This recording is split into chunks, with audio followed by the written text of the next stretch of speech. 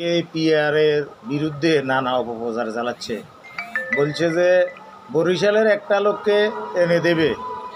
আমি তো তাকে চিনি না, আমি আমার এলাকার নেতাকে ভোট দিব, তাকে ভোট দিতে পারবো না, তা তো আমি মানি না। আসলে পিআর কিন্তু এরকম কিছু না। পিআর হলো মার্কায় ভোট। 300 আসনে প্রতি আসনে পরিচিত ব্যক্তির পরিচিতি দেওয়া হবে।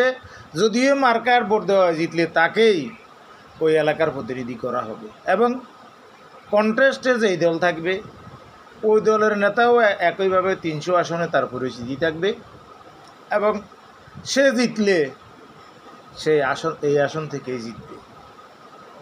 আর বাকি যেই সমস্ত আসনে বড় আকারের ব্যবধান,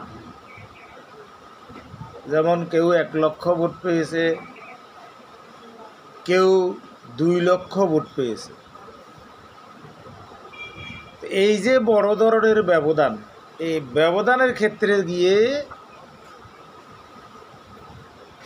আপনার ওই নেতাগুলো যারা কন্টেস্টে ছিল তারা কাছাকাছি কোনো একটা আসনে তাদেরকে দায়িত্ব দেওয়া হবে।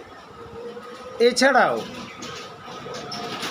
আপনার এলাকার রাজনৈতিক দল যদি নির্বাচনে সরকার গঠন করে নাও করে, সে আপনার এলাকার জনগণের দায়িত্ব পালন করবে।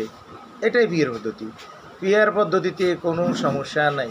প্রতিটা মানুষ, প্রতিটা জন, প্রতি লোকের ভোটের মূল্যায়ন হয়, কোনো ভোট বাদ যায় না, এবং স্বৈরাচার প্রতিষ্ঠিত হয় না, ফ্যাসিবাদ প্রতিষ্ঠিত হয় না, দেশে লুটপাট, দখল, ভোট ডাকাতি এই ধরনের কার্যক্রম চিরস্তরে বন্ধ হয়। ভোট কিনে নিয়ে ভোট দেওয়া, রাতের ভোট দিনের ভোট রাতে দিয়ে দেওয়া, এই ধরনের যে অনিয়ম অপকর্ম আছে এগুলো হয় না।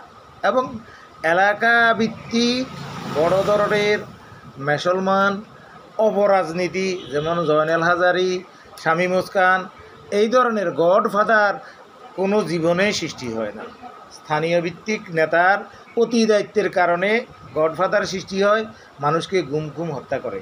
পিআর পদ্ধতি নির্বাচন হলে এই ধরনের অপকর্মগুলো হবে না। এবং উচ্চকক্ষ নিম্নকক্ষ দুইটা কক্ষেই যদি পিআর পদ্ধতিতে ভোট হয়, সেখানে উচ্চকক্ষ রাষ্ট্রীয় আইন কানুন রচনা, নিম্নকক্ষ দেশ পরিচালনা সহকার, আইন প্রস্তাবনা ইত্যাদি কাজগুলা করবে। সুতরাং কোনো সমস্যা নাই।